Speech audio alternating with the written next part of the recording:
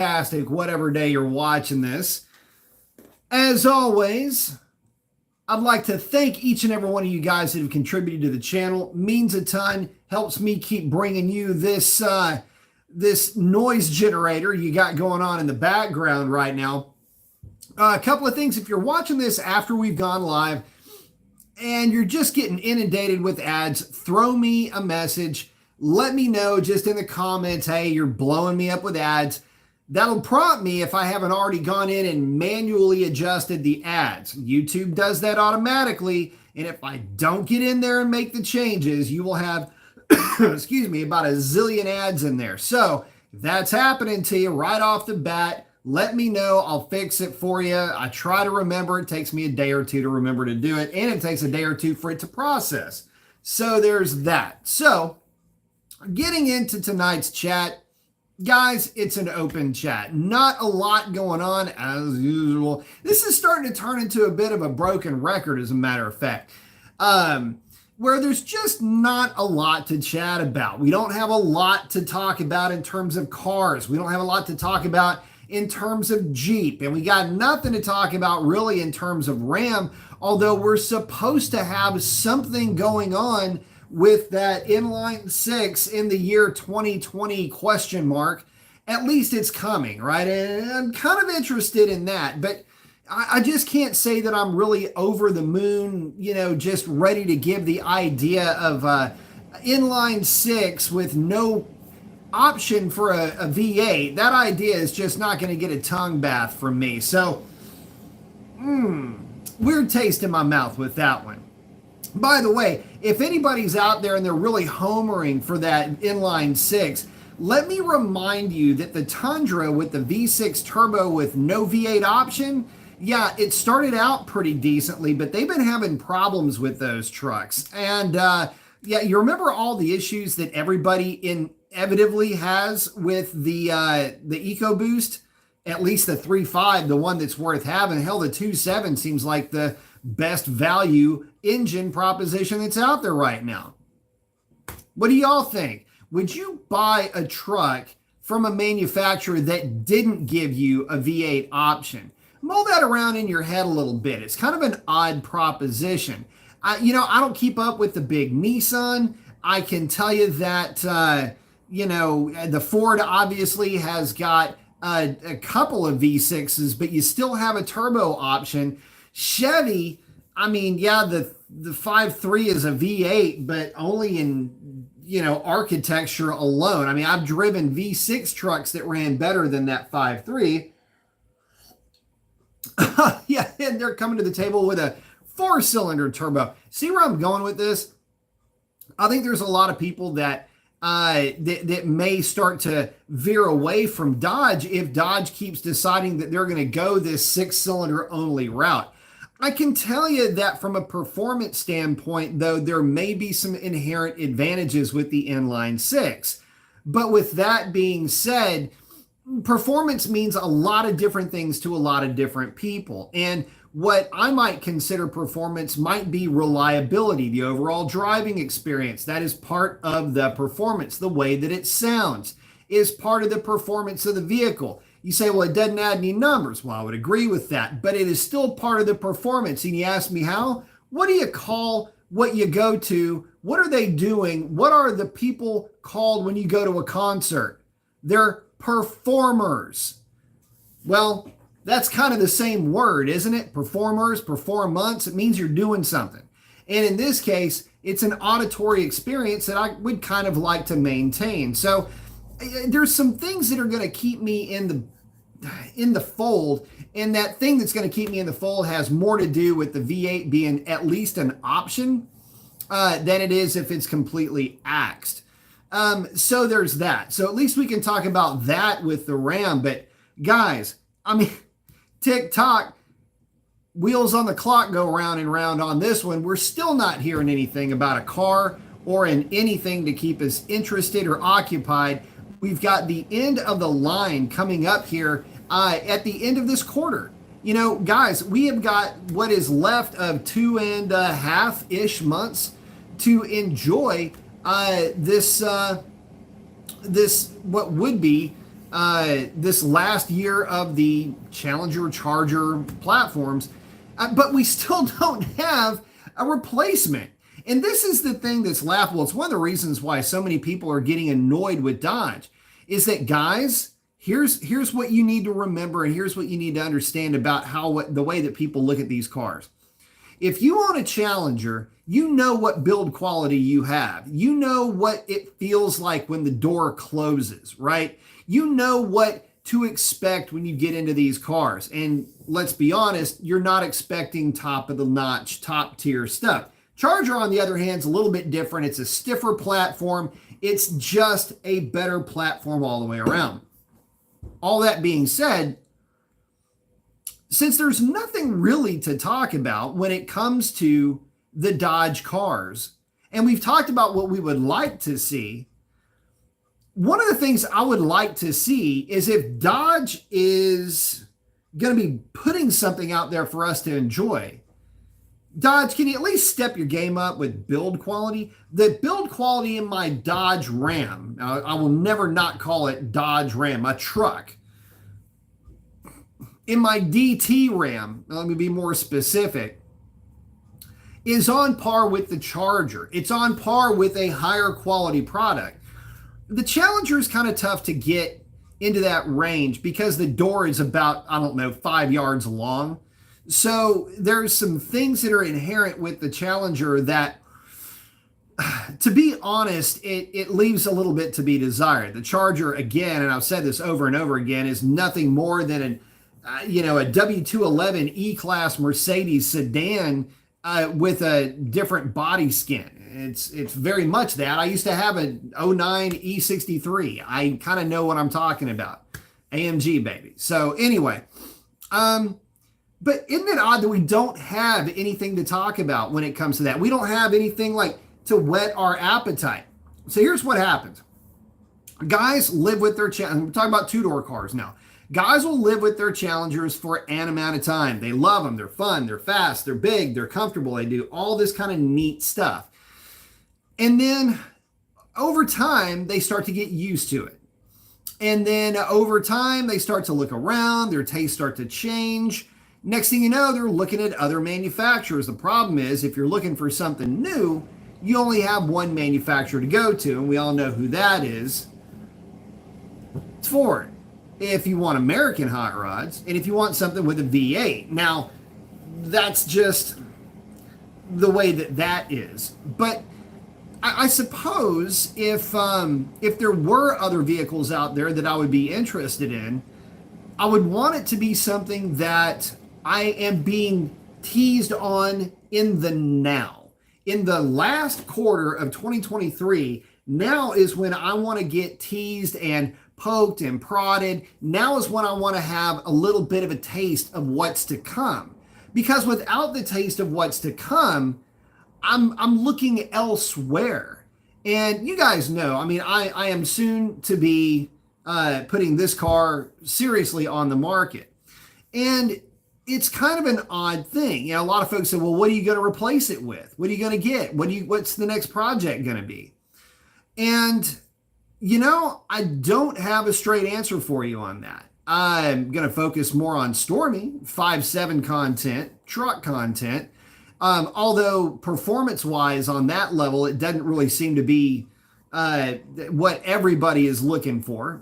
But it's just something that I enjoy, and it's something that I think is a little bit more relevant to more people. I've got a vehicle that would work great for the channel. It's sitting in my garage right now. So there's that. But for me, it's Dodge has just kind of run its course, not Ram, but Dodge in general. And because of that, I'm a little bit bummed out, a little bit of a sense of, an overwhelming, just when it comes to car stuff and new cars, it's just sense of melancholy over and over and over again. By the way, I have basically given up any idea of getting something older, unless, sale of the century type stuff shows up. I am kind of over the idea of getting something old school in any guise. And the reason why is Have y'all seen the prices of some of this stuff? I mean, it is laughable. So, yeah, it's so much of a piss me off that it turned me off to want to even shop for something old school. You know, a D150 Dodge truck would be pretty cool. Was even looking at Ram Chargers at one point. You know, I was thinking, oh man, you know, if a D150 truck would be cool, well, damn, why don't I just throw a 440 with a set of max wedge heads and put that combination into a Ram Charger? You know, sink it down into the weeds a little bit. You know, have just a hot rod SUV, and you know, and go from there. So, but the thing about it is that even that prospect has gotten a little bit annoying. So, anyway, let me get to you guys as I'm babbling on over here. Dan's first. Dan, what's up, brother? Dave Barlow is in. DM, got the cadence with the flexing ball guy with the shades. I like it. Steve is in. Good to see you, man. Itch is in. Good day. Lime's in. Good evening, Mr. B and everybody else. What's up? Skids is in. Sup, man? Got the fist bump. Got some more bike content coming. G2 throttle for the Daytona will be shipped out on Monday. I'll talk about that here in just a minute, too. Tolson's in. Said, AB Mason, hope you're doing well. I am, and I hope you're doing the same. I've been wanting to ask you this. I have an 8-speed 2016 Ram. Is the HP 70 transmission? It is HP, yeah. And is there anything to be desired from it compared to the HP 75? Nah, don't sweat it, man. Don't worry about it. There's a little bit more torque handling capacity out of the 75, but that's academic really more than anything else. I will say this, the 75 has a more aggressive first and second gear, and it's got a longer seventh and eighth gear than the HP 70. Sounds like it'd be pretty cool, right? The other ratios are very, very, very similar, all but identical. So, and that you might say, well, man, that's really good. Now get more acceleration at that. Not so fast. The problem is that the 2-3 split on an HP 75, this is a legit complaint that I have. And I'm going to be doing a standalone review. I've got to do my 1-year review with Stormy. One of the complaints that I have with the HP 75 transmission is because first and second gear are more aggressive and third gear is kind of the same. You know that drop you get from 2 to 3 with the HP 70, it's more pronounced with the HP 75. And what it can do with a set of 321 gears from the factory is you get first gear, second gear, third gear. And imagine this, you're taking off from a stoplight, you're going under an overpass, you're taking a left, and you're kind of driving on from there. And I'm just bringing that example up because this is where I really noticed it the first time. It'll go first gear, second gear, third gear, and it'll hang on the converter, and then the converter will lock up, and the truck just it's like it loses breath or something. It's just it'll so you roll into the throttle a little bit, and the transmission tune is actually a little bit seemingly more aggressive in some respects on the 75 in some areas. So then it wants to downshift into second, and it hits a really funky doldrum in that driving scenario. You need to have if you buy a DT, it is mandatory in my opinion to put 355 gears in that thing if you're going to keep stock tire sizes. If you're going to put larger tires on it, go with 392s and don't sweat it. But anyway, no, there are some differences, but to quickly give you a short answer, there's not enough of a difference between the two for you to sweat it one way or another. Rome said, hey, let's talk about the crazy amount of inventory that these dealers are sitting on, and every week a truck full more of Jeeps rolls into my local dealer. Yeah. By the way, have you seen any Hornets on the road? I'm waiting. I'm looking to hear for them. Where's the buzz? Ripped is in. What's up, man? Hey, Dan said I took my 22 Challenger RT 8-speed to the track for the first time yesterday. All stock other than a Hellcat airbox and filter. Good mod. Ran a 1356 at a $103 and 1700 DA. That's a respectable time. And let me tell y'all something.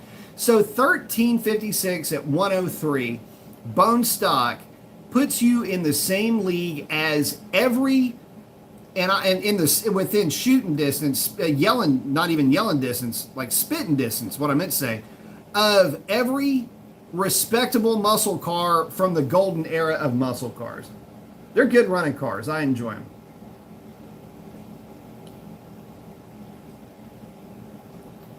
Sovereign's in. What's up?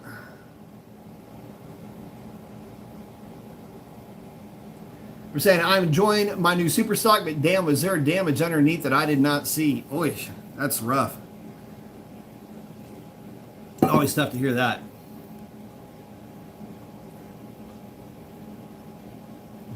Sovereign and Rift hanging out. No news from Dodge. Oh, Sovereign saying just a leaked video, Hurricane i6 TRX. Man, look, I'm okay with a Hurricane inline 6 for the TRX. It's 500 horsepower. Okay. So, maybe it's hybrid. It needs more power than that, though, I'll tell you right now. Because Stormy will walk a 500 horsepower TRX. There's just too much of a weight difference. But that being said, Raptors don't even have a chance. So anyway, get back to it. When they're talking about an inline 6 TRX, I'm hoping that there's going to be an inline 6 500 horse option just in general. There's no reason why there shouldn't be. I would like somebody to explain to me why that would ever be a bad thing in a truck like that. Rich saying, I wonder how long they're going to be making their crate motors. Great question.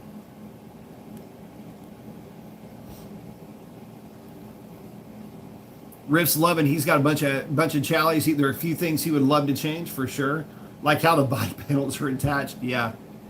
I don't know if you guys ever saw my my video. It's buried somewhere in my playlist where I had gone over my 2016 Challenger, and just the build quality was terrible on that car.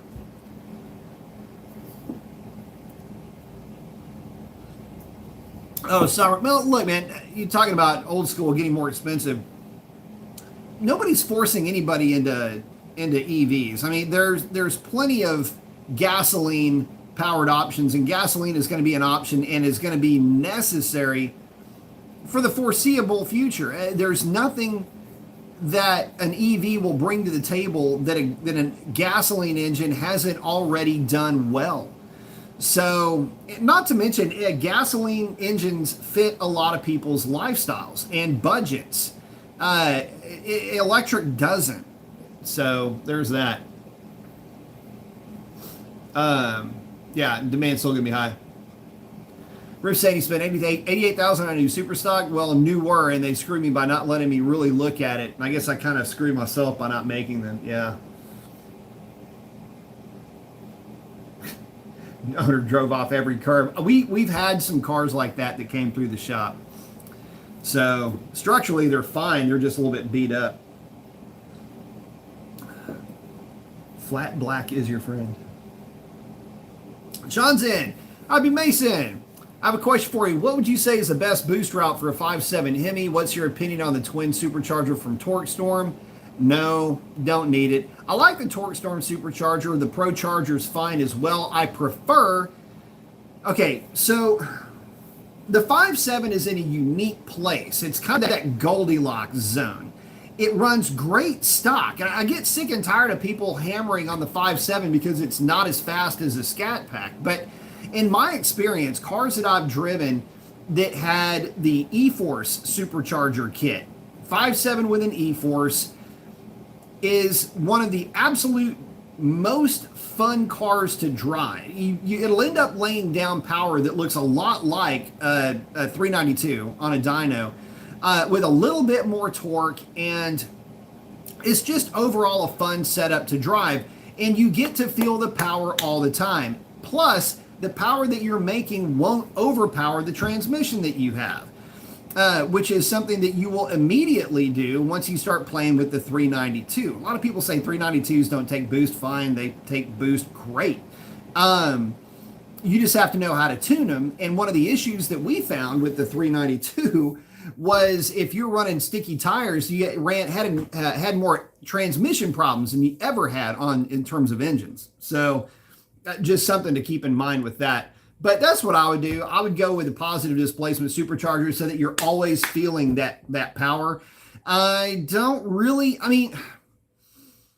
You're not running enough boost, frankly, to even care about the difference in power between, like, horsepower between a ProCharger at 6 or 7 pounds versus an E-Force at 6 or 7 pounds. The ProCharger might make 22, 24 more horsepower.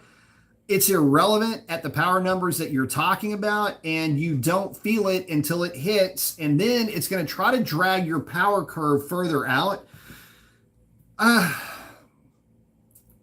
Eerily enough, though, the stock cam profile on a 5.7 kind of ain't bad for a ProCharger because it's got a tighter lobe separation angle than the 392. They're both pretty good. Go with the positive displacement and you'll be fine. I think you'd be a lot happier with that setup. I know I've been happy with driving those cars. Very enjoyable cars to drive. Marco's in. What's up, brother? Goes in. What I be? I've owned 2 of the D150 long beds in the past. An 87 and 89. They were pretty solid trucks too. Also owned a 79 Plymouth Volare Coupe with a 225 slant 6. Very cool. Very cool. The D100 and D150 are always going to have a bit of a sentimental favorite for me. They're just too damn hard to find. I thought I found one locally. It's gold. Dude doesn't want to sell it. Killing me. X is in. Oh, he's got the cadence down. I like it. I think a solution for Dodge would be for Slants to make all other brands EV and let Dodge stay internal combustion to satisfy CAFE. It's an idea. Dodge would really get to keep doing Dodge things and satisfy the feds. Dude, make it internal combustion and hybrids. Get out there and have fun with it.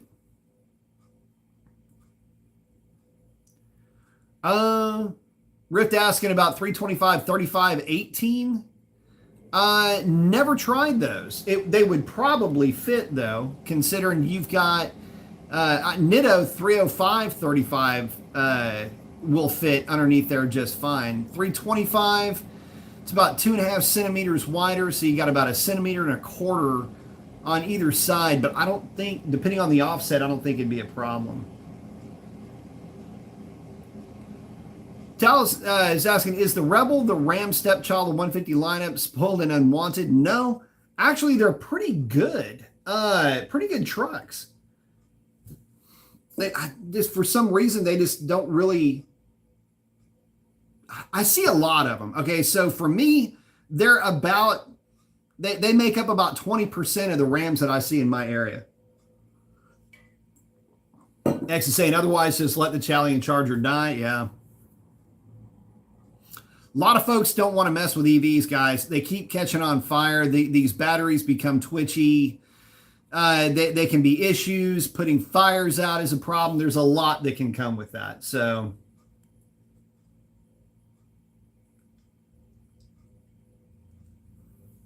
let's see. Rip's saying the paint on the Super Stock, something different. Interesting.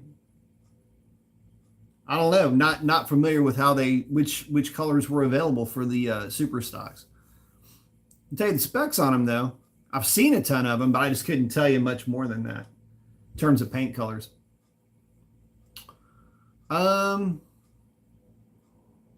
Itch is asking, was told the other day that you're not supposed to start your Hellcat or any 62 supercharged outfit under a certain temp. Is there any truth? No. You start it just like any other engine. So, yeah, don't worry about that. Yeah, no, I've run my car, and well, y'all seen videos of me doing data logging in 32-degree weather. So yeah, don't worry about that. Now, um, I will say that what you might be hearing, this might be like a game of telephone. You do need to be more careful with your car in colder temperatures, especially if you live closer to the coast, mainly because you're kind of at the limit stock with your stock fuel pump. Fuel quality, the car's making more power, tires are going to be cold, streets are going to be cold, traction is going to be limited. So street tire driving in temperatures below, say, 37 Fahrenheit, 1 or 2 C, that's where I would, anything like 32 degrees and 0 C, I would probably be like, look, dude, the car's just not going to hook up anywhere. So, but that's any car with power. So Tyrannosaurus saying, does the new Camaro ZL1 have the same motor as the new Camaro SS, only that the ZL1 has a supercharger on top? No, completely different underpinnings on that. He's also asking, are Camaros better road course cars than Mustangs? Depends on the Camaro year, depends on the Mustang year, and it depends on what you're up to and what you're asking for both cars. In other words, are you going to do 15 track events a year? Or let's say if you're doing 5 to 10 track events per year, like what a lot of hot rod, like if you haven't noticed, there's like, I've got leathers, helmets, I got all kinds of stuff coming up for motorcycle content. A lot of us that were big into bikes, and a lot of the guys that are big into going to like the closed circuit type driving, they'll do 5 to 6 or 7 track days per year. Those are the guys that are pretty much into it. They've got all the gear, all the kit. They're extremely good. They're talented. They're practiced. And they've got a lot of seat time. And they'll do a minimum of 3 to 4 sessions a day, meaning that the car or the bike has been out there a 20-minute session. So that means that you've got an hour per day or more, in some cases, of track time. That's a lot of time to be on a track, by the way. So if you're doing something like that, I would say a 5th gen Camaro with an LS2 would be the weapon of choice for me. But with significant cooling mods. If I were doing more than that, like much more than that, I wouldn't use either one of those cars necessarily. I would probably find a 6th gen Corvette, only because it's lighter. It's going to be a little bit easier on parts. If you're doing just a few track days, like 1 track day a year or 1 track day every other year, just to kind of keep keep the rust out of your ass, it doesn't really matter. The Mustang, by the way, will hold its own just fine. There's nothing wrong with either one of them, but it just all depends on what you're doing and what your expectations are. Skid say, I'm currently low-key shopping for a Scat Pack Chelly. I say low-key because if one were to find itself priced right, say 38 to 40 for a base model automatic trans, I would really consider it. Yeah. I mean, listen, low mileage examples are out there, but what dealers are asking for those cars is borderline criminal, in my opinion. Itch is asking, when you had issues with Scat Pack Trans, were they auto or manual? They were automatic, or is it much of a difference once adding power? The manuals never had an issue. It was all automatic, and it would typically be with guys that were taking their cars to the drag strip. Nitrous cars in particular, if you weren't running a controller, would burn up a transmission also. I don't know if y'all heard that. So we are in beautiful Velocito And yes, aka Velocito. And there, it's a really pretty night. And there will be some folks heading out. So, and every once in a while, somebody will run by if they see the light on and it's on the weekends. They'll know I'm filming, so they'll roll by and they'll pipe it up right in front of my door. So that could happen tonight. There's a lot of folks out. There's some heavy artillery that is running around right now. Just saying. And when I say heavy artillery, I mean not this kind of stuff right here. We're talking, I've already seen what's out there, and it's 4 digits deep. Maxine saying, when digging into my 5.7 Ram, am I feeling the VVT or the dual stage intake? I need a little bit more definition on that. I don't really hear or feel anything with mine. The intake will kick over at 4,700 RPM for the 5.7s. And if you're rolling into the throttle, the cool thing about the Ram or any of these Hemis is that they're extremely linear with how they retard the timing of that cam as you are accelerating. So, fun fact, by the way, in tuning these things, the DS Ram, so Buffy, the classic series, the tune in that truck, the cam phasing follows the intake manifold phasing. It does not do that in the DT Ram. And both trains of thought, they're not wrong.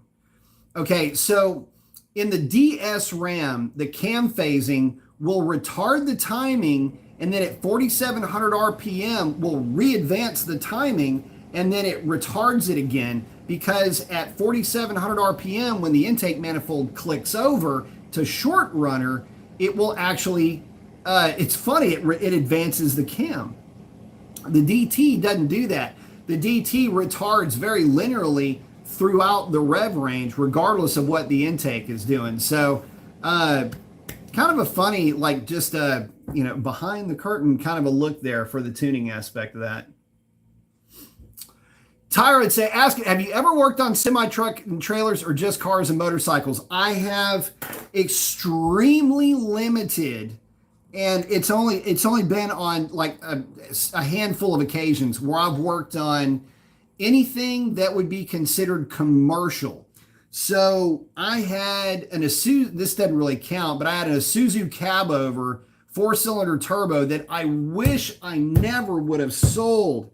I loved that truck. Anyway, a Isuzu cab over, it was a DT. I saw the paperwork on that thing. 4-cylinder turbo, non-emissions truck, 1984. Had a, I think it was a 10-foot bed with a lift on the back of it. Y'all, I loved driving that thing. And matter of fact, they make LS powered small versions of that truck.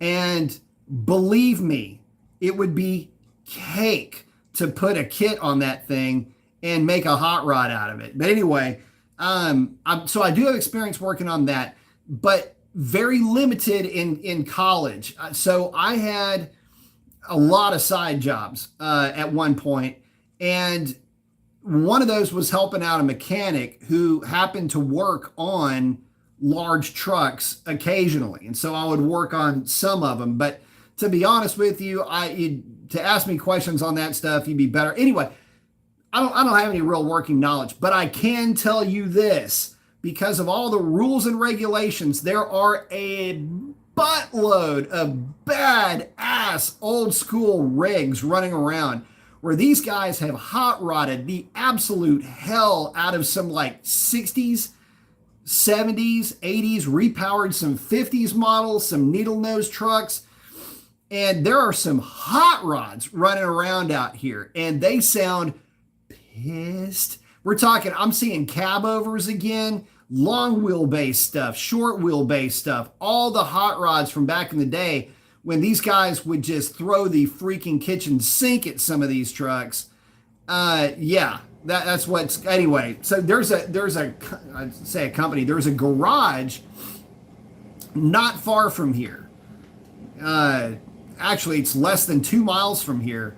That if I didn't know any better, because I haven't gone in there and talked to the guy, but it looks like he is, I guess, up-teching some old Peterbilt and Freightliners, and they're not like the hot rod style truck, but I have a feeling a couple of them may end up that way. Anyway, so yeah, no, I don't have any experience with them. I freaking love them though. It's just one of those things where you'll never tell me that they're not cool. And when I was a kid, so you had the old Detroit diesel trucks. I guess they had some of those cab overs had like 13 or 16 speed trans. And those guys, they sounded like the V8 version of those engines. They sound like you're wailing on a big block, and these guys are just mowing through the gears because they only rev to like $2,000, but it sounds like they're screaming. So you got to go through a ton of gears, right? Anyway, long story short, I'm a big fan of this stuff. Love it. Don't have any experience working on it. I can fumble my way through talking about them sometimes, but anyway, hopefully that answers the question. It's fun stuff though. Hi, Speed Freaks in. What's up, man? Good to have you on board. DM, thank you very much. For the contribution, brother said, this is for my question about 5 comments up. Let me find you, brother. DM, my 2016 Hellcat is stock aside from a Sprint booster. Okay. I want to cut out the X pipe and have my exhaust guy put in an H pipe. I want the tone. Am I going to mess up with Dodge Engineered by doing this? No. As a matter of fact, if this thing doesn't sell within about 6 months, I'm just going to keep the car.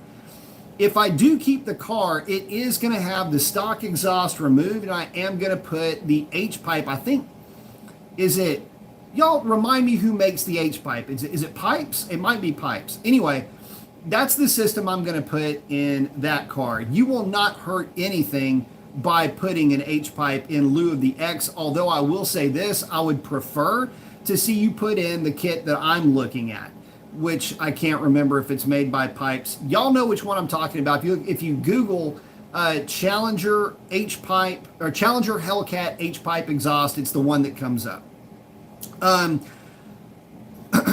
No, you're not going to hurt anything by moving it to an H pipe. In fact, I am on board as arguing because of my experience, which is just proof positive that I just needed to find a girlfriend at the time. But I did an obnoxious amount of testing with exhaust systems. I tested H pipes. I tested X pipes. I tested X with cats. I tested H with cats. I tested X with chambered mufflers, H with chambered mufflers. And here's how it worked out. X pipes almost always made more, and this is all done on a Mustang with a fairly healthy 302, naturally aspirated, but to take the info for what it's worth. But X pipes every single time made more torque. And at about 4,500 RPM for this engine, but in general, I found this to be true too. Depending on pipe diameter now, this is kind of where things get a little bit different. The bigger the pipe, the better you are going to be off with an X. The H pipe made more power and torque overall. It had a higher torque.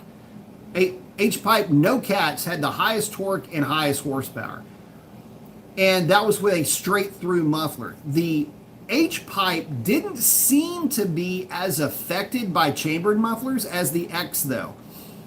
One of the things that I found with the X pipe, you don't have to worry about this because you're not going to be running a chambered muffler, but one of the things I worried that I found about the X pipe is that if you paired an X pipe with a chambered muffler, it was going to predictably be the worst performing out of all of the systems.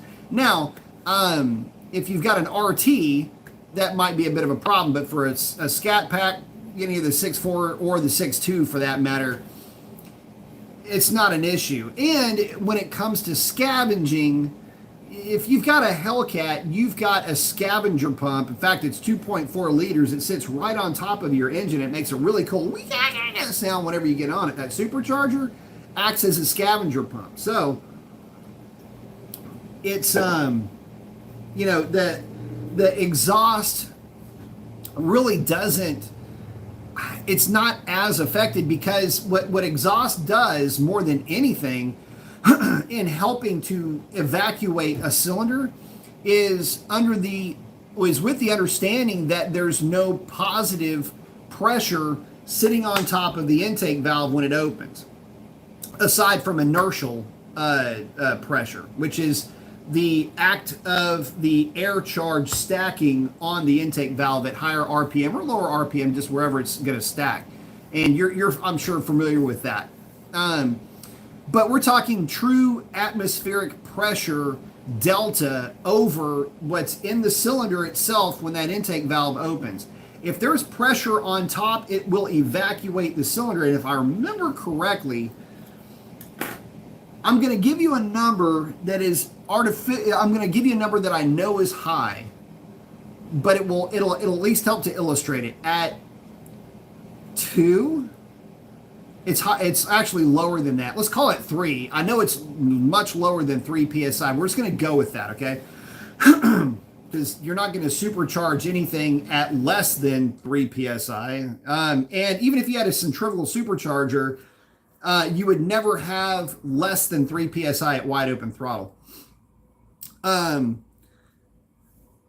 It takes less than that in psi to evacuate the cylinder, even at those piston speeds and valve actuation speeds. If there's pressure on top, you've got an evacuated cylinder. So there's no need really at that point to really even worry about the exhaust, provided that it's big enough and that it can flow physically enough. You'll be fine. So in short, no, I would prefer that you got the actual cat back. Don't just have something hacked in. And because in that case, you can screw some things up, because what'll end up happening, and we've kind of seen this before. Well, not kind of, we have seen this before. And everybody's exhaust guy is the best in the world. I get it. And all of them have been doing it for, 25 or 30 years, even if they're only 35 or 40 years old. Let me tell you what we have found in the past. So let's say that this is the pipe that's coming out of, like, this is the pipe that you would be cutting. This is a stock pipe. And you're putting you're cutting it and putting an H pipe in. The idea is that you have a guy that is going to swell this end that's coming off of it. He's going to take that pipe, he's going to swell it so that it goes over, so that you don't have this face that you're hitting with exhaust. Then, this is ain't going to happen. What you want is for the opposite side. I just screwed this all up. The opposite side to be in effect. You want the stock pipe to be opened up so that that pipe slides in. What you don't want ever is, you never want a circle in your line of sight to see another circle, ever. You never want that. What you always want is, you want the flow to go into a larger area, no matter how that happens. And you want that connection to be about, say, 1/2 inch to 1 inch insertion, and you want there to be a slight transition afterwards. In that respect, yes, you can screw some things up.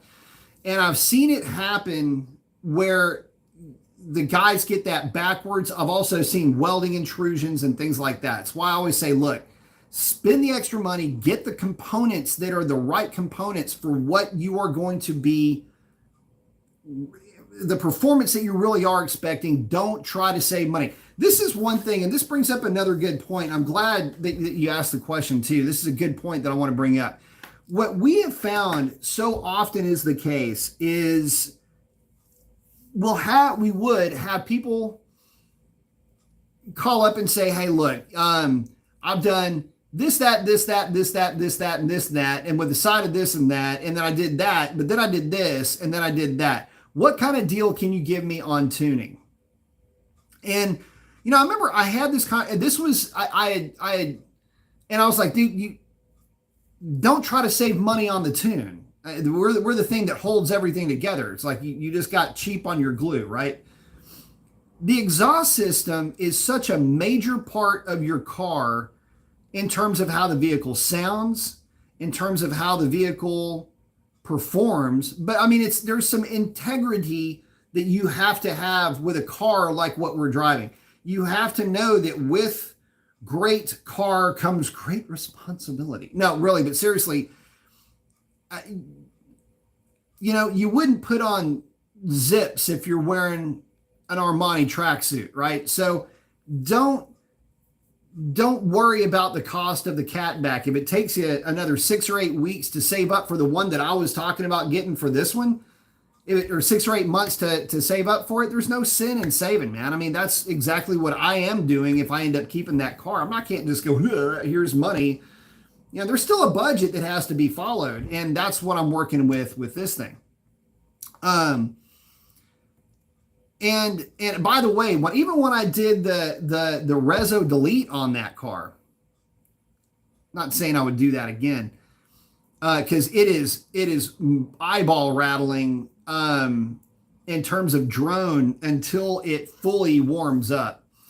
I was extremely careful. If you ever watch the video, my how-to video on that, I was extremely careful with how I lined everything and cut everything and how everything fits together, and it terminates at a very specific point to keep there from being any deadheading of one pipe into another. And that's another thing. It's real easy. But here's something else that'll happen.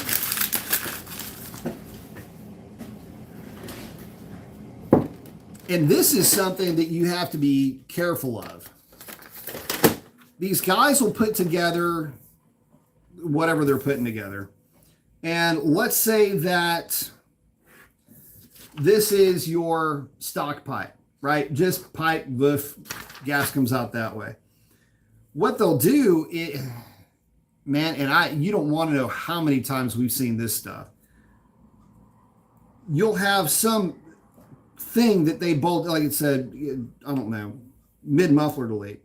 And for whatever reason, it could be anything. There's got to be some kind of a turn or something's got to face a different way or whatever. And this pipe is kind of jammed in here at like an off angle like that. The one that's at the angle is what I'm talking about. So you end up with this intrusion here. What the hell is going on over here? And you're basically jamming exhaust gas into the wall of this pipe, leaving this under flow as a dead spot. That'll end up becoming an eddy. And what'll happen with that, people, and this is something, if you have just real nasty bends or nasty welds, they'll come in here, fill this thing up full of weld material and stuff like that. So you got this kind of crap going. It doesn't necessarily always hurt anything, but it depends on how bad it is. This is a big gray area. And we've seen instances where and at high flow rates, and if the pipe's small enough, it will actually create a pressure dam. That's what that eddy is. And you are under flow, under volume, decreasing the inner diameter, the flow capacity of that pipe, because you created a flow eddy. This stuff is weird. But we've seen, not like you can test for it, but you can look at it and go, why is this car down like 12 horsepower? I'm like, oh, wait. And you look underneath it, and it's just cobbled together exhaust system. So it really does make a difference. So just keep that in the back of your mind. But that would be my suggestion. That's what I would be doing with that car. It might be $1,000. I'm not really sure what it cost. I have no clue. Haven't looked at it in a hot minute, but it's the one that I would use, and I think that there's only one out there, so it makes your decision pretty easy. But anyway, man, I hope that answers the question, DM. I really do appreciate it. That's just kind of the way that I would do it if it were mine. Let's see.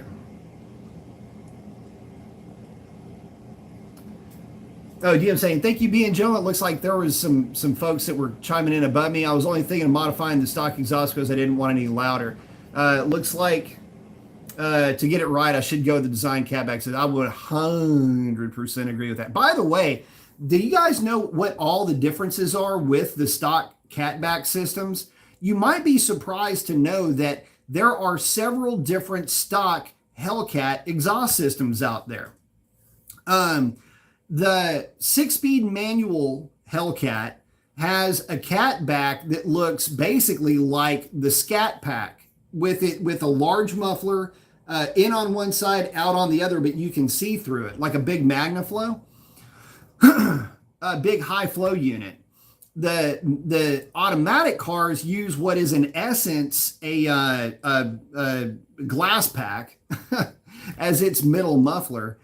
And the Chargers use this same kind of idea with the type of exhaust that comes on the Scat Pack. So kind of a fun fact for you guys, if you ever want to know or hear what your car would sound like with that pipes system, listen to what a Charger Hellcat sounds like. It's going to be very, very similar to that. At idle anyway. Except with the H-pipe, it'll be a little bit deeper sound. Let's see. Just coming back up. Ghost, funny, semi-trucks were mentioned. I'm a CDL OTR driver. I drive a 2022 Freightliner Cascadia with the DD15 and DD12 auto tranny flatbedder.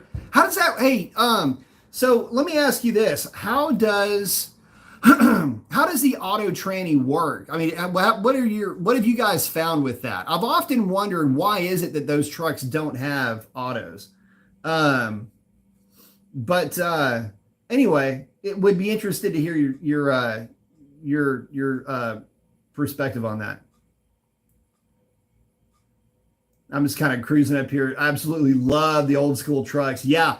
So I'm seeing more and more and more of them. And these guys are hot rodding the hell. Back in the day, man, my dad had some friends that owned small, like, owner-operator trucking companies, but they're all racers too. I mean, all the money they made hauling freight, they put into hauling ass. I can promise you that. And all of these guys hot rodded those trucks, man. One of my fondest memories was watching one of his buddies smoke the tires in a cab over. I think it was a white with a red stripe down the side of it, Peterbilt. Anyway, he had been out. My dad worked nights. I went with my dad to work one night because that's what you did back in the day. And his buddy came by and they were hanging out. And he was in his truck. And anyway, they got to talking about it. And anyway, he went out there and literally smoked the tires when he was leaving. He goes, "You got to see this thing's running great." Shoot, yeah, you know. Anyway, so one of my fondest early memories was that thing ripping it. I don't know what kind of engine was in it. I don't have any idea. Couldn't tell you. You could tell me, you could rattle off names and stuff, and I just go, okay. I have no idea, but it literally, I mean, it didn't like boil the tires like, like 440 Challenger, leaving the burger joint type. But I mean, it did have a little waft of smoke coming off the inner hub, so that was pretty cool.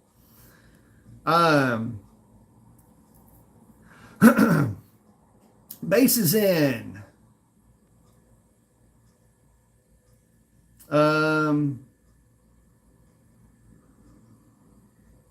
Rift, you're gonna go getting after it with that super stock. Very nice.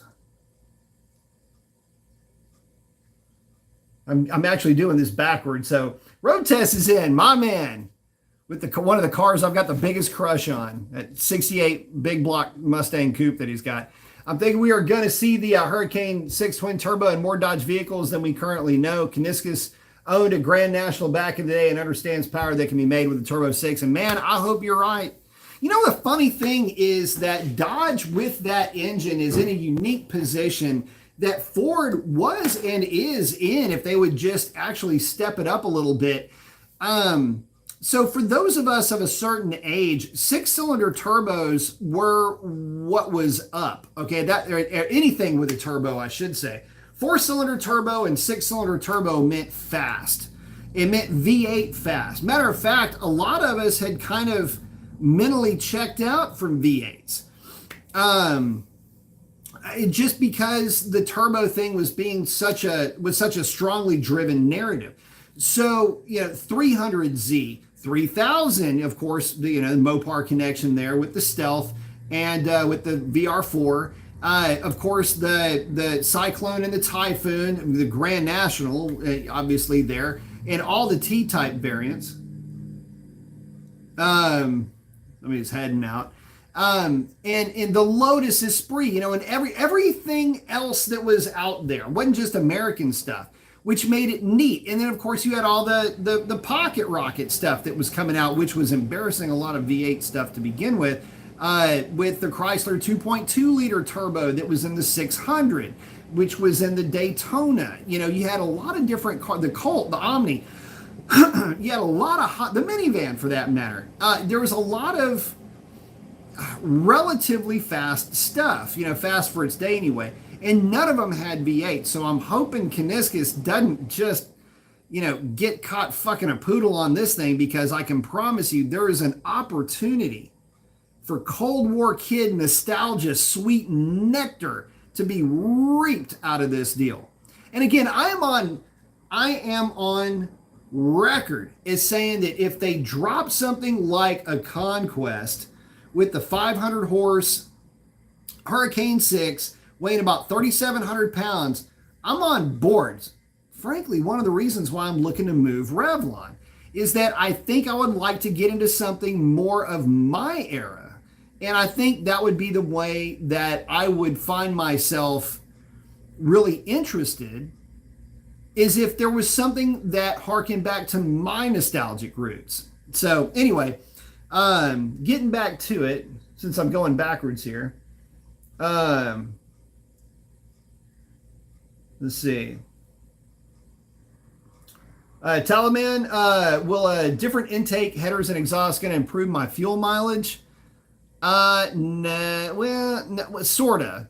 Depends on which RAM you're talking about. Headers might help, but again, you're looking at a lot of money, so it's gonna be a while before you actually realize that. Plus, you got to get a tune for it. Rips like in the 6.1. Drysaurus, how did you scratch the Hellcat fender? I'm glad you asked. So I was, I had done a brake job on Buffy, and I was walking from one side of the shop to the next, and I'm a sucker for just fidget stuff, right? So the brake tool that I was using, it's metal, not heavy, but it's made out of steel. And I was spinning the little thing that it's the part that it presses the brake. You can use a brake pad. It'll press that. It'll depress the pistons in the caliper.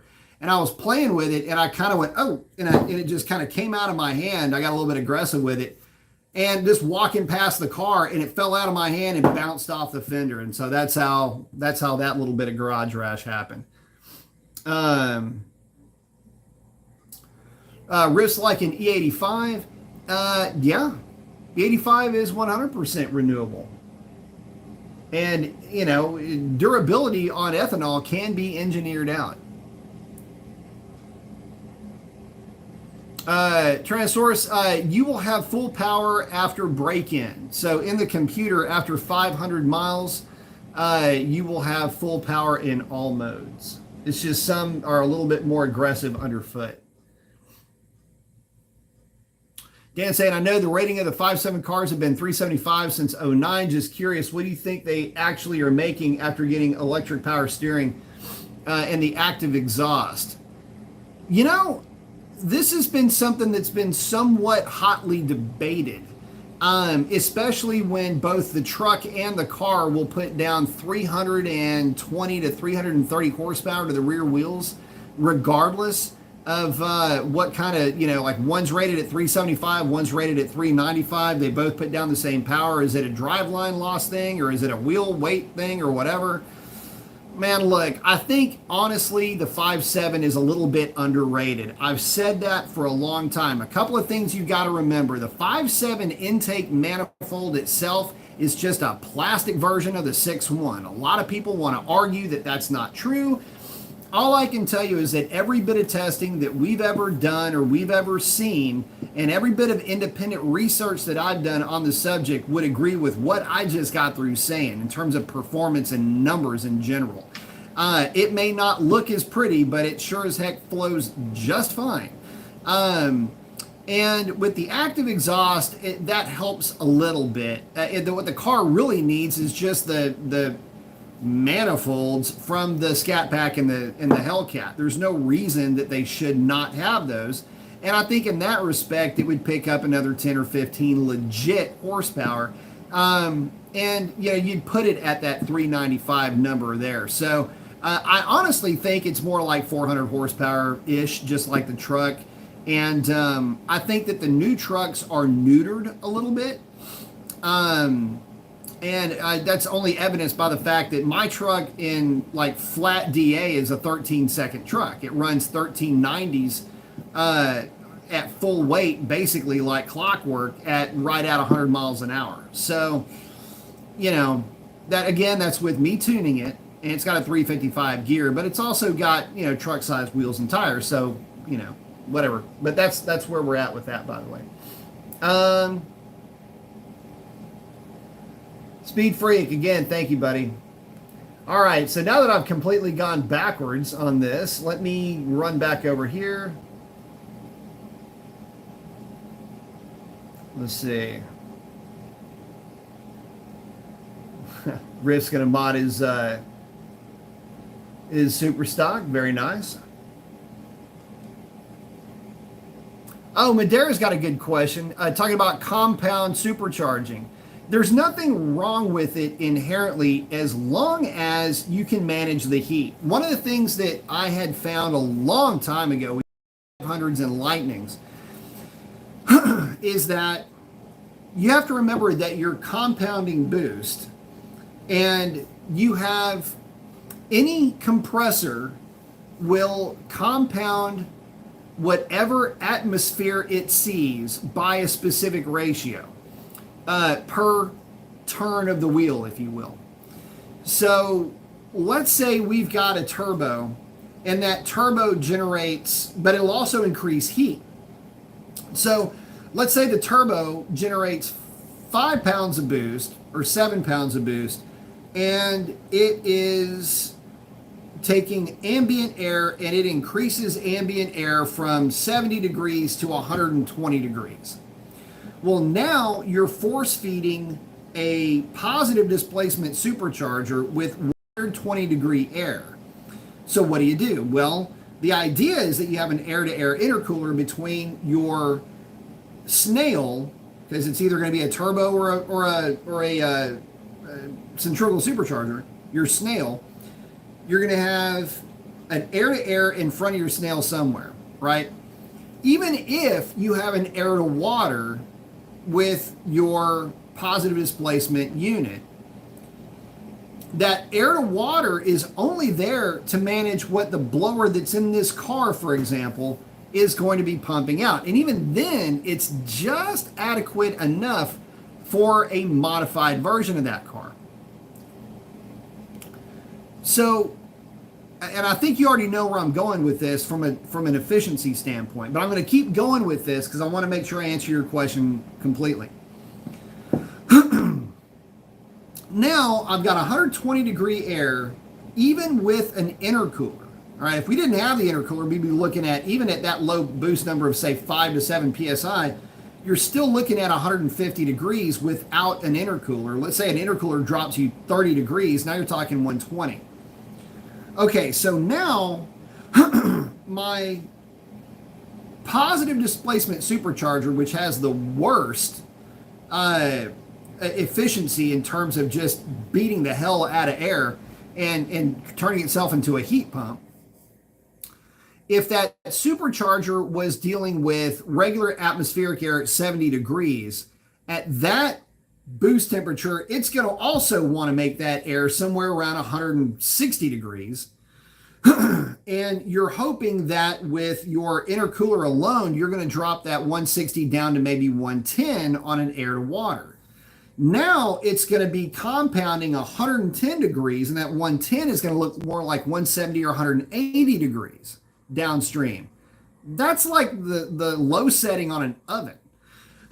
And so your air to water is going to have nothing to do with being able to keep that air charge cool. And so temperature and manifold temp cool, or at least charge air cooling, becomes a real issue at this point. So now you're taking also 5 psi of really hot air, and you're going to try to convert that into, with the same pulley ratio, what was going to be, say, 10 psi with a Hellcat.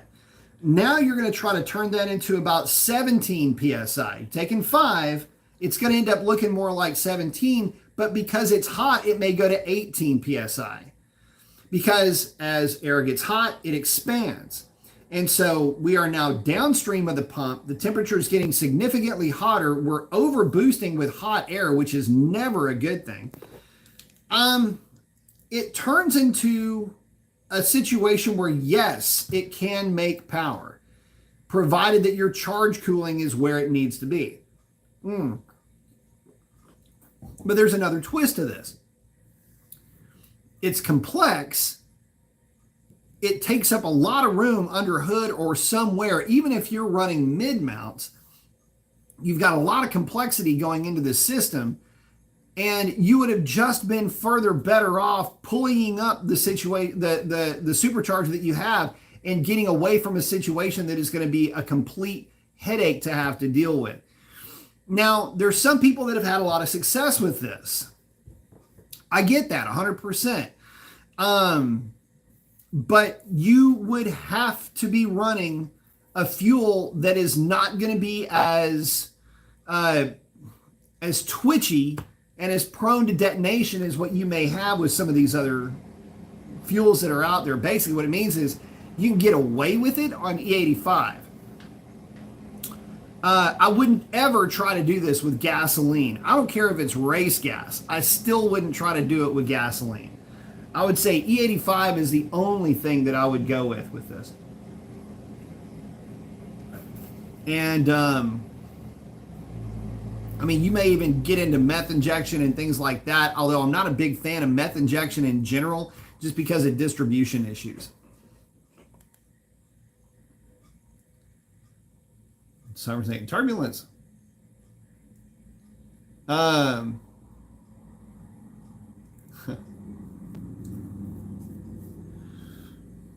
Oh, Base asking, question about 392. What is the best SRT dashboard setting for street racing versus drag strip? Custom mode, traction, and steering on street, transmission on sport. That's what I did for all of mine. Actually, for mine, I just left everything in sport. That's where I typically had the best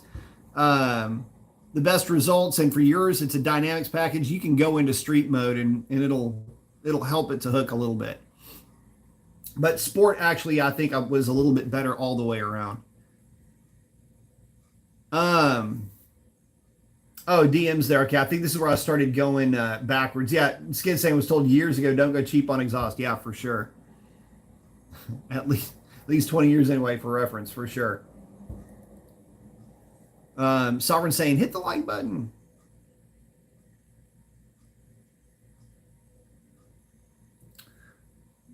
Oh, Riff got the cat delete, or the mid muffler lead on his 2015. Yep.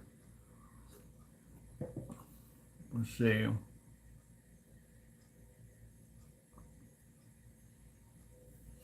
Oh, Skid saying, is that why that you talking about the Charger exhaust being a little bit quieter? Yeah. A lot of guys will prefer the sound of the Charger just because it's got a little bit different exhaust system from the factory. So I'm saying the i6 could be the new 2JZ. Could be.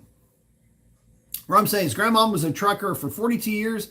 One of the most badass women I've ever met. Nothing more nostalgic than hearing a Jake break or some nice pipes on a Peterbilt with a cat in it, for sure. Yeah, they're awesome, man. Oh, Ghost is saying the D12 automated training works like the auto transmission in a car, but it does have a clutch, if I remember correctly. Not too familiar with the whole design aspect of it. It works good, though. I like it. Very cool.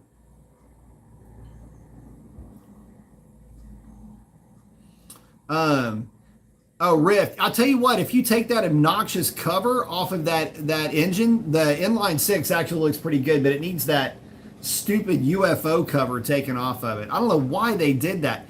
It's unbecoming of the engine. There's some really cool aspects of that engine, by the way, from a hot rodder standpoint. Sovereign saying Dodge Spirit. Yep, talking about some of the 4-cylinder turbo stuff. Stealth with a Hurricane 6 would be very cool. Eric saying, getting in late tonight. What's up, Professor B and Mopar fam? What's up, Eric? Oh, Skiz, my sister had an Eclipse GSX Turbo, which embarrassed many Foxes and Zs. Dude, the Eclipses and the Talons, the DSM cars, which is Diamond Star Motors, the partnership with Mitsubishi. Dude, what I would have given. This is how far removed from V8s I was at one point in my life. I was a Conquest, Daytona, 300Z, and Talon guy. I was an Eagle Talon guy. And what I wouldn't have given for an Eagle Talon, black and silver, TSI car, whatever it was, those things were sick. Aside from the Conquest, which was my number one crush. But damn, that Talon was stupid. Okay, so back in the day in Houston, Texas, Upper Westheimers were a lot of, we would call civilian racers. These were guys that were just straight up the street racers, but they weren't like competitive street racers. It was just putting a car against a car. It wasn't like the hardcore guys would go to other areas, Center Street in Pasadena, Texas. You had obviously the Rankin out by Hobby Airport was another place. Rankin's on the north side. You had all these other areas, but where a lot of guys would just kind of roll and race was over off of Upper Westheimer. And it was not uncommon to watch a 5.0 get its clock cleaned by an Eagle Talon. Those things were hell to deal with because they were all-wheel drive. And they had no problem hooking up. And with a little bit of massaging, those things would be making about 300 horsepower. And back in those days, with a car that doesn't weigh any more than a wet fart going up against a Mustang with somebody that probably can't drive it anyway, neither one of them really can drive all that great. But when you got something with all-wheel drive, it's boom, and you just let it fly. That sounded healthy. That was some back in the day stuff. So yeah. And I loved the idea of that Talon on an autocross course too. So anyway, yeah, big fan. Sovereign, yeah, they're making the Stealth into an SUV, but just the idea of that car though. Packer's asking, what graphics, if any, work well on a Redline Red Challenger? I looked at that.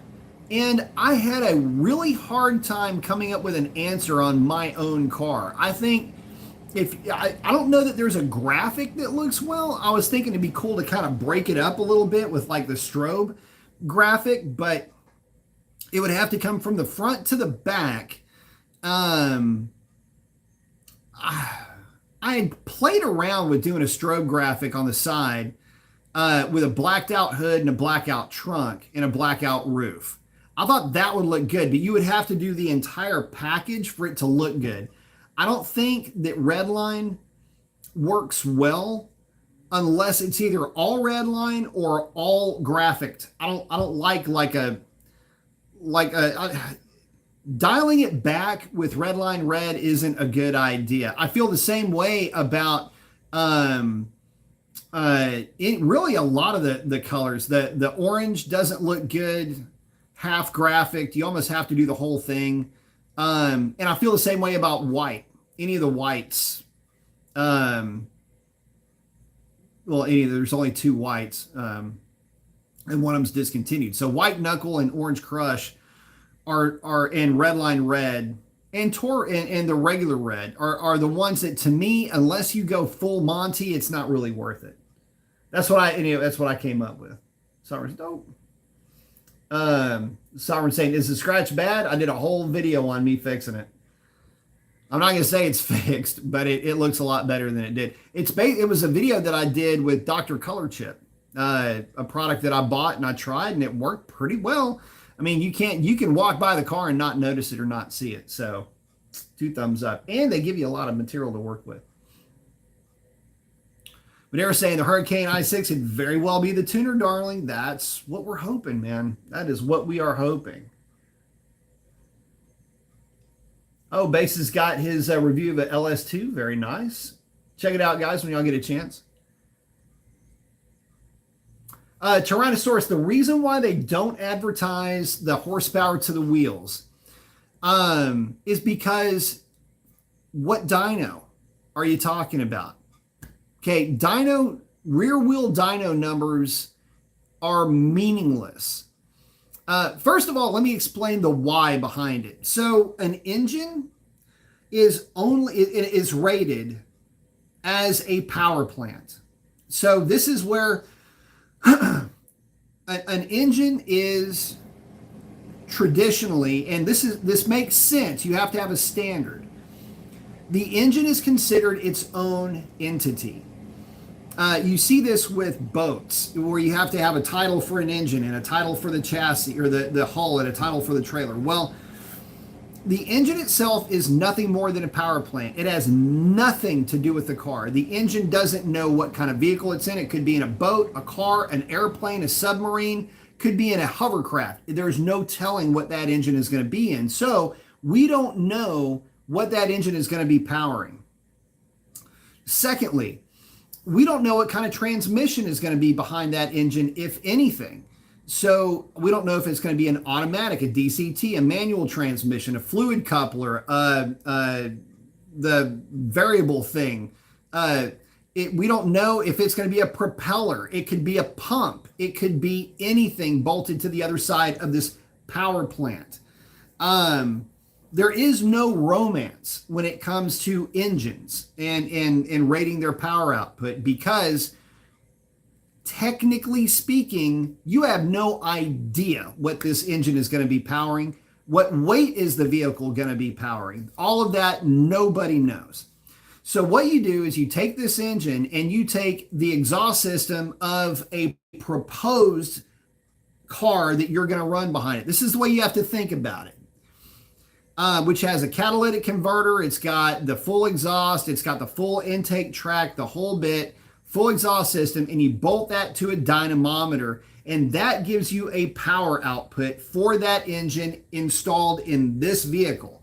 Transmission, we're not worried about the transmission because the motor doesn't care what it's powering. It doesn't know what's behind it. It only knows what's commanded of it. Now then, in understanding that aspect, you have to understand now how dynos work. Every dyno is different. Even the same dyno on the same day can have variation to it. There are all kinds of things that come into play when getting a dyno number. And to be honest with you, if you think that because your car made 300 horsepower to the rear wheels and somebody else's made 320, that your car is down on power, you're not. The same engine on the same dyno on the same day, depending on when you dyno it and how you're reading the number, can read easily that much off. So it can throw people off. Like, oh, he's got a factory freak. No, he's got a freaking the same thing you've got. There's too much variance when it comes to what dyno you're going to put it on. Is it an eddy current dyno, which is loaded? Is it a dyno jet? Well, which dyno jet is it? Is it an eddy current dyno, or is it a 248C, which is a drum dyno, 660 pound inertia dyno? See where I'm going with this? There's too much variation after the engine, meaning the transmission's bolted on, the car's bolted to that. You take the car, put wheels and tires on it, take it to somewhere and you put it on a dyno and you measure it like that. Too much variation, too much extra stuff going on. You need to know what the engine is capable of, and then anything else that happens after that is just where it falls in line and how it falls in place. It's a good question, and it's a question that a lot of people have asked, and it's funny. This comes up in motorcycles quite a bit. And it comes up with European cars. It's measured at the rear wheels. No, it's not. It really never had been. There was some rumors that some of that had happened at some point. Maybe it's true. I don't know. But the reality is that the reasoning behind how engines are rated is because it is only a power plant, not a drive train that is being measured.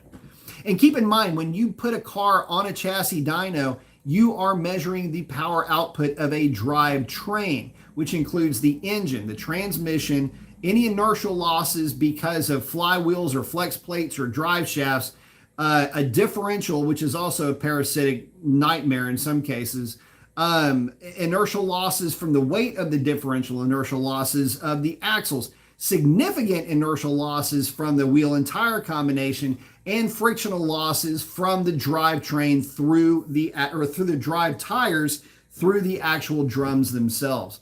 A lot to take in there and a lot that can go weird. Here's another thing. If you were to put a gear in place of a tire and have a gear mesh with the dyno, that number would be significantly different than just running the thing on tires. There's so in other words, tires make a difference. The size of the tire, the weight of the tire, all of this stuff would make a difference with how much power you would see on a dyno. So again, we're just measuring output of a power plant, and that's why that is the number that's listed. They saying he always goes by the crank. Yep. Oh, Skids is hanging out with Tyrannosaurus.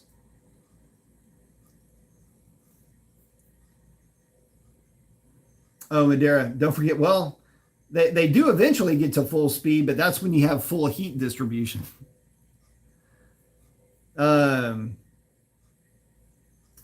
Gary's saying, spoke to you about getting another warranty on my 27 Ram 1500. It would take me from 100,000 through 175 for 3,500 through the dealer bumper to bumper. Refuse to go with what's on TV. Yeah, don't go with what's on TV. And if for $3,500, if that makes you feel better, and depending on how much longer you've got, and if you trust the dealer to stand by you, then I'd say go for it. $3,500 worth of peace of mind. Try to negotiate maintenance with that.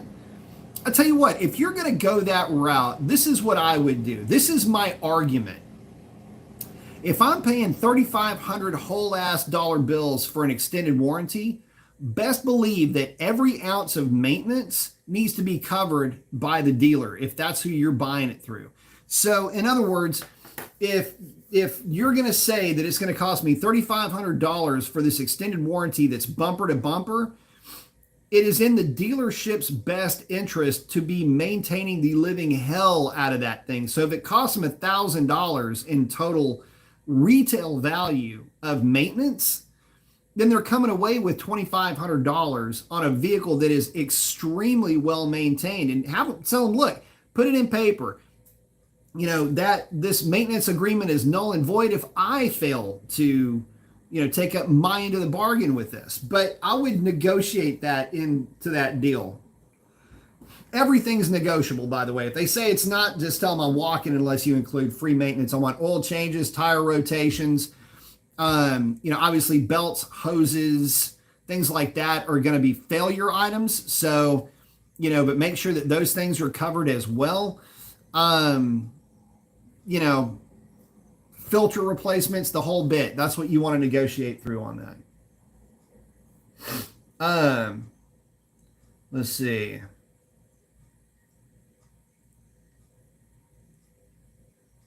Sovereign, I haven't seen it. Been kind of tied up with that. Oh, Madeira saying Detroit is very well known for twin charging the two-stroke. So that's a completely different thing.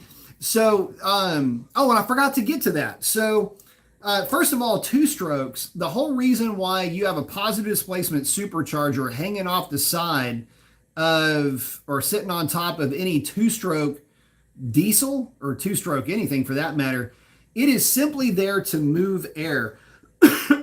Literally, I mean, without the supercharger, those engines will not run. And it's because of how a two-stroke operates. You're actually pressurizing the crankcase, which in some cases, but and you've got rotary valve, diesel, two strokes, and all that. I get that, but just for simplicity, there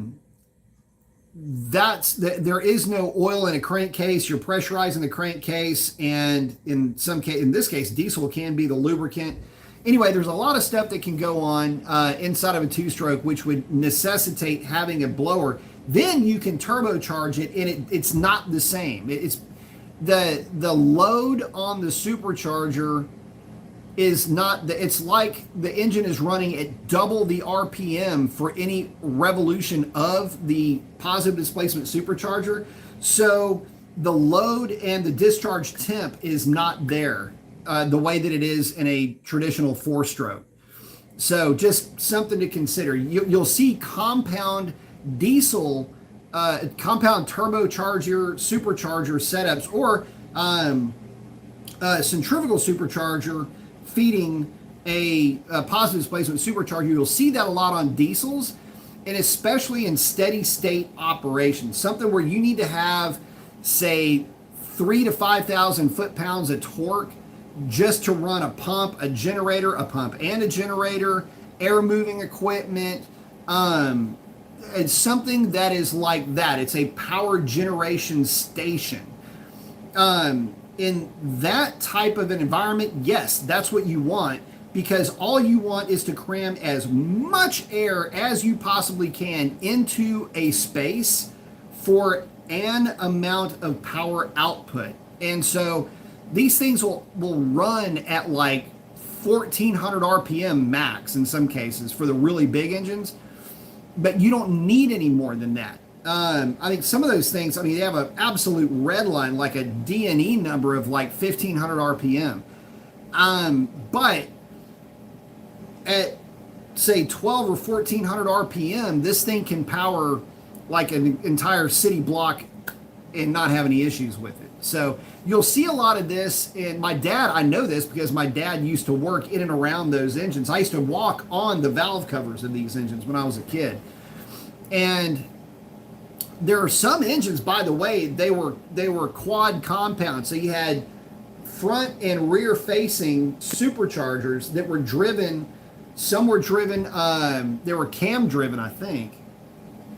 Anyway, you'd walk right past and not realize you're walking past a supercharger that were then fed by twin turbochargers. So 4 turbochargers, 2 superchargers on a 16-cylinder diesel generator engine. These things were massive. I couldn't tell you who made it, couldn't tell you anything. I just remember walking past it, and that was this monster thing that was old generator engine. So I think that one had a red line of like 12 or 1,400 RPM. But part of the maintenance protocol is that you had to run them, I think it was once a month. They had to be run up, run to full power. They would switch over to them and have them run the building, run like a certain amount of load. I can't, anyway, I was a little kid. I just remember this when I was a little kid, and I'd go to work with my dad. So there's that. Kind of some of the cool stuff that we used to play with. Plus, I used to like collecting the fuses. Back then, fuses were filled with gunpowder. They didn't explode, but when they pop, and I remember the smell of pop fuses with a bunch of really old, obsolete by today, but it's these little fuses.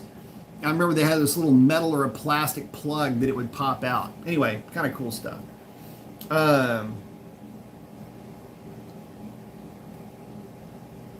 Oh, Sovereign Sound, I have to see that video. Let's see. Oh, no, I have saying I have pipes, X-pipe with 2 Dynamax race bullets with down. Sounds good, just a little loud inside the car. Gonna change it to all the way back. I like to try the H pipe. I'm looking forward to it. If I end up keeping that car, I'd like to try it out on that. Patrick's asking, have I seen the Brothers Collection in Oregon? I've never been there, but I was one of the very early subscribers to a Muscle Car of the Day or whatever it was that was out. Yeah, it's the whole Brothers Collection. By the way, fun fact though, so not all of the Brothers Collection or any one of those collections that you see, not all of those cars are drivable per se. A lot of them have garage rot like you would not believe. Like they look great. You can walk up to them and go, oh wow, what a neat car. The car wouldn't make it 5 city blocks down the road. It would just, you'd have hoses blowing out and all kinds of bad problems. And one of the big issues with those cars is after they exercise them, they will actually drain the tank, drain the complete fuel system, take the carburetor off, and a lot of times they have a display carb that they'll put on those cars. All of that stuff is removed, and they'll take the same carburetor setup and go from, like, they'll have a big block Carter a big block setup. It might be like a Rochester for Chevy big blocks, and they'll just go car to car to car to car if it's a single carb deal. They do that because if you were to let the fuel sit in that carburetor over time, it'll eat alive. Fun fact on that too. I don't know if I told y'all about this. So I think I did. I pulled Sierra, which is my 72 GMC. I hadn't driven it in forever. I went to fire it up, backed it out of the garage, and it's sitting there idling. Happened to have the hood open, and I walk out, and it was pissing fuel onto the header, which is not good. If you're familiar with how heat and fuel work, you will know that that is an immediate huge problem. And what had happened was the way that it's set up, I've just got an inline fuel filter coming off of the firewall into that Edelbrock. Well, what had happened was the ethanol had eaten that little see-through, it's like a novelty filter, but I mean, it's a fuel filter nonetheless. It had chewed up that plastic so bad that it kind of swole the plastic up, and it was pissing out, I guess, between the fuel filter and the hose. And the messed up thing about it is that I couldn't get it to replicate it. And I had heat shielding over it and all this other stuff. I took all of that off, fired it up, and I couldn't get it to replicate. So anyway, when I pulled it apart, that's what was going on with that filter. So that gives you an idea for what they're up against, though, for those cars that are in collect. And I know this because I had bought a museum car. I bought a 93 Corvette, and which I loved that car, but it was hell to get in and out of. Anyway, I love the car, but it had so much what we call garage rot, where it just was rarely exercised. And so belts go bad. They get belts go bad, hoses get funky, tires get flat spotted. Obviously fuel goes bad. Pumps get pissed off about that. There's a lot of things that go wrong if you're not exercising those vehicles. So anyway, kind of a fun fact though. And I knew about the whole movement of thing, just the carburetor moving around if you're not exercising the cars, or there's cars that don't get a lot of exercise, like they're not driven maybe once every 4 or 5 months, 6 months. All of the fuel system in that car is dry. There's a dry carburetor on it, and that's it. I mean, you can't just hop in it, fire it up, and woo, let's go for a drive. It's not like that whatsoever. In fact, it can get real skittish with some of those cars. Just when you're worried about, okay, well, the car's been sitting for so long. Is there any oil film left on the camshaft? Are we going to, just like I was trying to do with the boat before I found out the block was cracked, making sure that the engine primed properly and all of that. There's a lot that goes into those things. It's one of the reasons why it's so important. If you guys decide that, y'all want to have something, is you don't drive it very often, you think you're saving the car by not driving it, nothing could be further from the truth. It's actually every bit as damaging to let the thing just sit there as it is to not exercise it.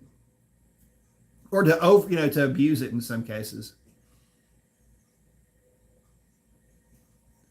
Oh, Sovereign, yeah, answering my question about the power plant thing or agreeing. Um, could be in your redneck uncle's living room. Could be. Um,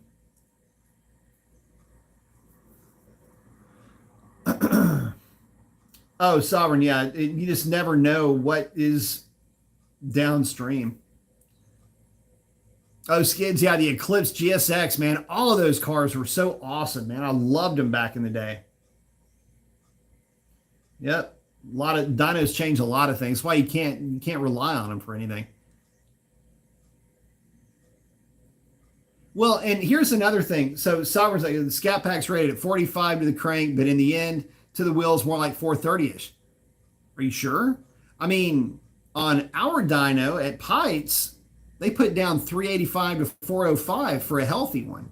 So again, it just illustrates that on a dyno jet, even if it's a dyno jet eddy current, it still may read higher than a Mustang, which is considered to be the absolute lowest rated, lowest. How do you say the lowest in terms of what it will show? It's the lowest out of all of them, right? So I mean, it's so which dyno are we talking about?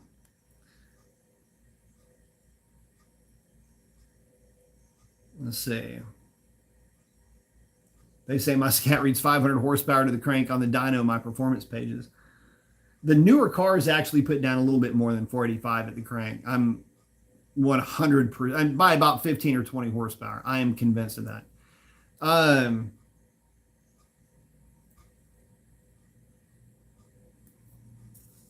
Madeira actually manufacturers.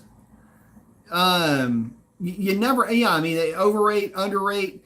It's kind of funny. Lately manufacturers have been pretty good about being somewhat accurate with their readings. At least from what I've seen on dynos, they're fairly. Torque is spot on, very nice.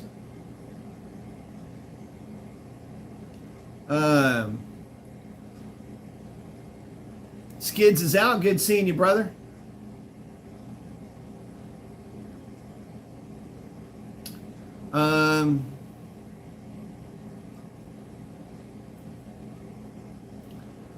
Oh, Madeira, I'm talking about the system where the turbo starts you off and then turns revs. Oh, no, you've got that backwards. The supercharger. So there was a system, and I know what you're talking about. There was a system that would bypass the supercharger at a certain boost level. This is where things get real complicated. The turbochargers were basically I don't want to use the word inert, but they were not really part of the equation up to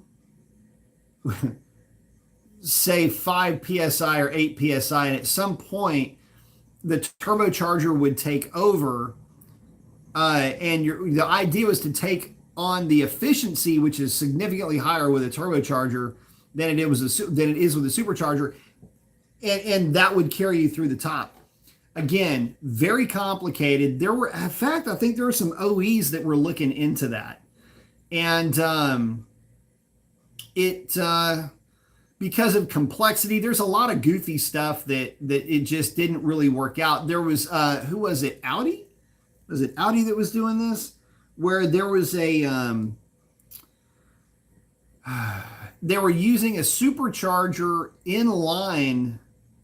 Electric supercharger in line with turbos as what is in essence to kill boost lag. There's been a lot of engineering hocus pocus to try to make some systems like that work. And I think what you'll find is that the more that is put into and the more thought and the more that theory is tested, should say hypothesis. The more that the hypothesis is tested, the more it tends to prove that keeping it simple is really the better, more efficient way to go under most circumstances. Not all, but under most circumstances. They say most vehicles make more horsepower than stated. They can. I think where a lot of people forget is that how horsepower is rated has changed.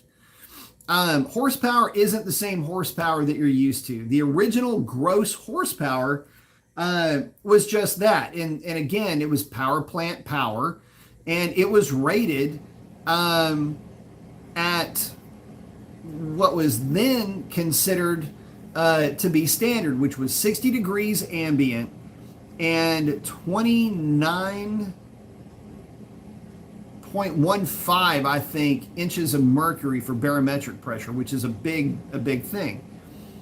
Then it went to, and that was SAE standard, by the way, and not gross. That's SAE standard. Gross is just whatever power the thing would put out, and the gross power rating was an exaggerated maximum. And in some cases it can be corrected, but it was rarely corrected. And you can have a range. You can have a lab engine that's tested under conditions of 100 degrees, and then they could test it at 50 degrees. And you would get an average of the two numbers, and that's your gross power output. All kinds of different ways to advertise power. Then it went to 70 degrees and what was it, 20? Anyway, I can't remember the barrel pressure on J1379. Anyway, power dropped by about 4%. And so it's easy to take a look at a power number on STD, the standard correction factor, and go, oh, well, if you back math that, it looks like it's actually underrated. It's not. You back math it and then remove 4%, and that's what the J1379 or whatever it is rating would be. So there's actually the problem is that there's so much more behind the scenes going on. If you know what is going on behind the scenes, and you can kind of extrapolate the numbers. What I will tell you is that with a Mustang dyno motor, it is a bit of a heartbreaker, only because it is more accurate with how it measures power, and it's more realistic by the SAE standards that it uses.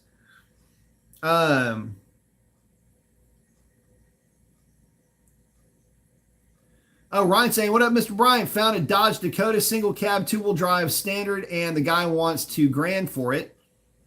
Seems fair. I think I could have a lot of fun with it. It seems to be in good shape. What do you think? I mean, your eyes are on it. If it looks fun, I'd say go for it. Base saying it's 5.7 would read 390 on the performance pages, which is what I would agree is more close to what it would make. Lime's asking, who drew the picture of the blue car on the fridge? There's actually the blue car, which is a GTR. And there is a Cat's Eye quad cab.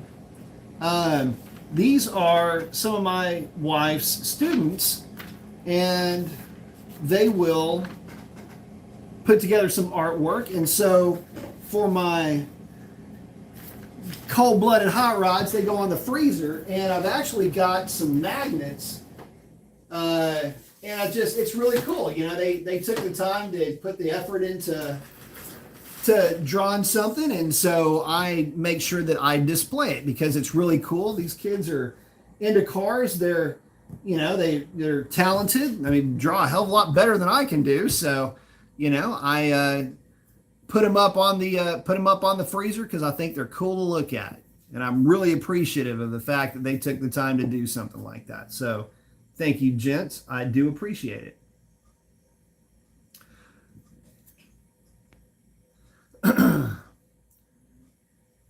Sorry, cars are meant to be driven. Yeah. Oh, Ryan's, it's got the Magnum. Oh yeah, I'd get it for sure. I'd have a lot of fun with that thing. Base is saying he had to get new rotors and brakes because they sat there for I'm telling you, just a car sitting is every bit as bad as beating the hell out of the car. You've got to exercise it. Probably it's what I do with mine. And I need to drive that truck. because you've got to run the car and you got to run them or else they do deteriorate.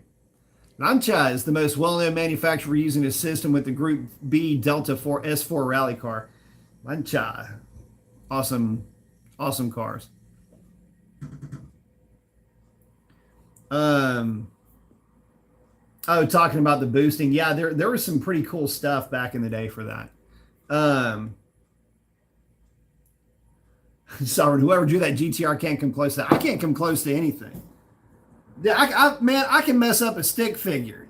So yeah, no, and they freehand stuff that they can draw that just sitting there in class. So yeah, definitely very cool. And I make sure, I always, tell them thanks. We try to support those kids as much as we can. Fun fact, one of the turkeys that we sponsored this year through FFA picked it up from getting smoked and ate part of that thing tonight. And if y'all aren't into eating natural foods, like real farm grown, not processed, like you pick it up, take it to your favorite barbecue place, they smoke it for you, hand it to you, you pick it apart, and oh my God. Yeah, there's a complete difference. Anyway, it's just kind of cool. We enjoy doing that and, trying to help these kids out and give back as much as we can afford to. So, sorry to say natural stuff is off the hook. Oh, for sure. For sure. Well, guys, listen, we are coming up on 2 hours and I got to get to it. I've got some working on stuff that I got to get to working on, but I want to thank each and every one of you guys for hanging out with me. You know how it is. Could not, would not do this without you guys. Love each and every one of you. It's been kind of crazy this year with, not having a drag strip. It feels weird not bringing you guys any ride-along videos at the strip or what have you. I have done some things with Stormy. The only problem is that the runs were all very traction limited, which I'm proud to say I had a blast with, but I just don't think they'd make for good content, so we'll see how that works out. But anyway, DM, man, thank you very much for the contribution, buddy. I really appreciate it. And with that, guys, get out there and do something cool for somebody. Chances are they need it way more than you know. Dad, miss and love you. And with that, that is a wrap. Adios.